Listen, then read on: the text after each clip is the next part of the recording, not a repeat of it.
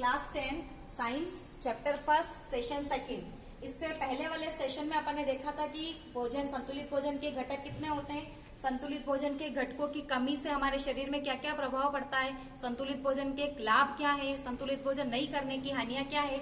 उसमें अपन ने फर्स्ट देखा था प्रोटीन कुपोषण, जिसमें अपन ने क्वाशियोकोर और मेरेमस रोग के ऊपर डिस्कशन किया था और उसकी हानियां अपन ने और शरीर पर प्रभाव देखे थे।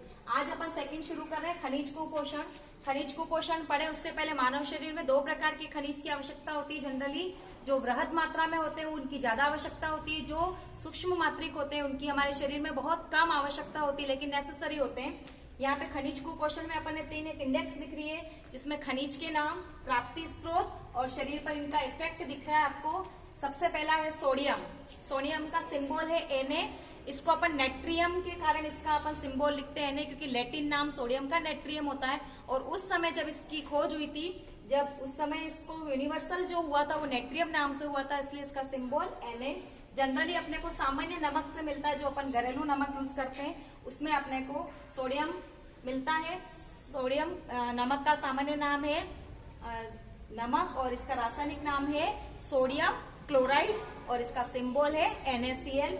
दूध से मिलता है, मछली से मिलता है, अंडे से मिलता है और जो नॉन वेजिटेरियन होते हैं उसको खाने से भी जनरली अपने को सोडियम मिलता है। और इसका इफेक्ट होता है मांसपेशी संकुचन और शारीरिक संतुलन। हमारे मसल्स में जो संकुचन होता है, हाथ को इस प्रकार से मूव करना, पैरों को मूव करना, जितने भी मांसपेशियों से रिलेटेड कार्य होते हैं उसमें जो संकुचन का कार्य किया जाता है, सिकुड़ने का कार्य किया जाता है, प्रसारण का कार्य जो होता है वो आपके नमक के द्वारा इफेक्ट होता है और शरीर का संतुलन बनाता है। जनरली जब किसी व्यक्ति को वॉमिटिंग ज्यादा होती है या लूज मोशन या दस्त ज्यादा होते हैं तो शरीर में डिहाइड्रेशन हो जाता है। इसके क्यों? क्योंकि नमक की कमी हो जाती है, सोडियम लवणों की कमी हो जाती है और शरीर जो होता है वो हमारा अनबैलेंस्ड हो जाता है। तो इसका कार्य होता है मांसपेशीय संतुलन, तंत्रिकी आवेग को संतुलित करना और शारीरिक संतुलन। सेकंड है कैल्शियम, मुख्य खनिज लवण है। और कैल्शियम जो है आपको दूध, हरी सब्जियां, पनीर, दूध से बने हुए उत्पाद और मांस, मछली, अंडे खाने से भी अपने को कैल्शियम मिलता है। जनरली कैल्शियम का कार्य होता है विटामिन डी के साथ में मिलकर हड्डियों और दांतों को मजबूत बनाता है। जिसकी हड्डियां भंगुर प्रकृति की होती है, थोड़ा सा स्लिप होने पर या गिरने पर फ्रैक्चर के चांसेस ज्यादा रहते हैं, उसका शरीर जो होता है वो कैल्शियम की कमी के कारण ऐसा होता है। तो जनरली बच्चों को दूध ज्यादा पीना चाहिए, दूध से बने हुए पदार्थ ज्यादा खाने चाहिए, पनीर, दही, इस प्रकार से। और विटामिन डी कहते हैं डॉक्टर की सनलाइट, सुबह की जो सूर्य का प्रकाश होता है उसमें कम से कम 10 से 15 मिनट बैठने चाहिए ताकि हमारे शरीर में विटामिन डी की पूर्ति हो जाए। एकमात्र स्रोत विटामिन डी का सूर्य, और वो किसके साथ? कैल्शियम के साथ मिलता है तो आपकी शरीर की हड्डियां और दांत को क्या करता है? मजबूत करता है। तीसरा है आपका पोटेशियम, के फॉर केलियम, सेम है।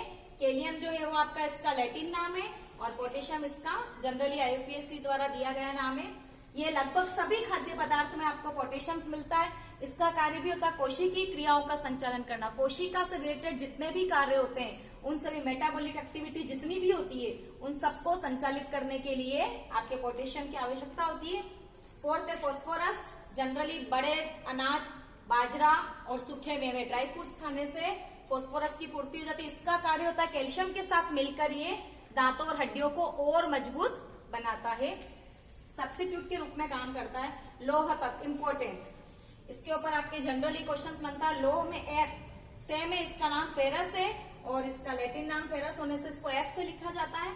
ये जनरली लाल कलर के जितने भी फल होते हैं, चुकंदर, गाजर, गुड़, हरी सब्जियां, पत्तेदार सब्जियां, इन सबको खाने से शरीर में आयरन की कमी नहीं होती है। लौह यानी आयरन, और इसका मुख्य कार्य होता है हीमोग्लोबिन का निर्माण करना। हमको पता है कि मानव रक्त का रंग लाल होता है, किस पिगमेंट के कारण? हीमोग्लोबिन की उपस्थिति के कारण। और हीमोग्लोबिन जो है वो हमारा श्वसनीय वर्णक है। मानव का श्वसनीय वर्णक क्या है? हीमोग्लोबिन। हीमोग्लोबिन क्या करता है? श्वसन क्रिया के दौरान जो ऑक्सीजन हमारे शरीर में आई है वो रक्त के हीमोग्लोबिन के साथ में मिलकर ऑक्सी हीमोग्लोबिन बनाता है और वो समस्त कोशिकाओं तक पहुंचाया जाता है। तो हीमोग्लोबिन रक्त की ऑक्सीजन के साथ जुड़ता है, इंपॉर्टेंट काम है। सभी कोशिकाओं तक ऑक्सीजन पहुंचाने का काम कौन करता है? हीमोग्लोबिन। तो जनरली कहते हैं कि रक्त की कमी से कमजोरी आ जाती है, चक्कर आते हैं, काम करने की क्षमता कम हो जाती है। तो जनरली रक्त की कमी में मेनली हीमोग्लोबिन की कमी होती है, इसलिए हमको ज्यादा से ज्यादा गाजर, चुकंदर, गुड़ खाना चाहिए। नेक्स्ट है आपका आयोडीन। समुद्री नमक और हरी पत्तेदार सब्जियों में जनरली आपके आयोडीन मिलता है, और आयोडीन जो है वो थायरोक्सिन हार्मोन का निर्माण करता है। आपको पता है कि हमारे शरीर में अंतःस्रावी ग्रंथियां होती है, जो उसमें एक ग्रंथि है थायराइड, जो कि कंठ के यहाँ पाई जाती है गले में, और उसका कार्य होता है थायरोक्सिन हार्मोन को रिलीज करना। किससे होगा? आयोडीन से।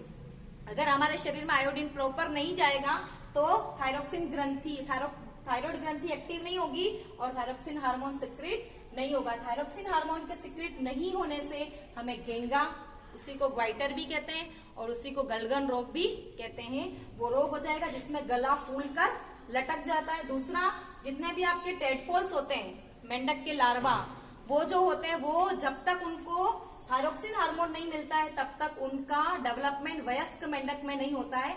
इस प्रकार से वो जीवन भर टेडपोल ही बने रहते हैं। तो इसका भी हमारे शरीर में महत्वपूर्ण रोल है। इसके अलावा जिंक, मोलिब्डेन, बहुत सारे ऐसे खनिज लवण है जिनको अभी हमारे शरीर के लिए सूक्ष्म मात्रा में जिसकी आवश्यकता होती है। तो इससे पहले वाली क्लास में अपन ने प्रोटीन कुपोषण पर फोकस किया था, आज अपन ने पूरा खनिज कुपोषण को देखा।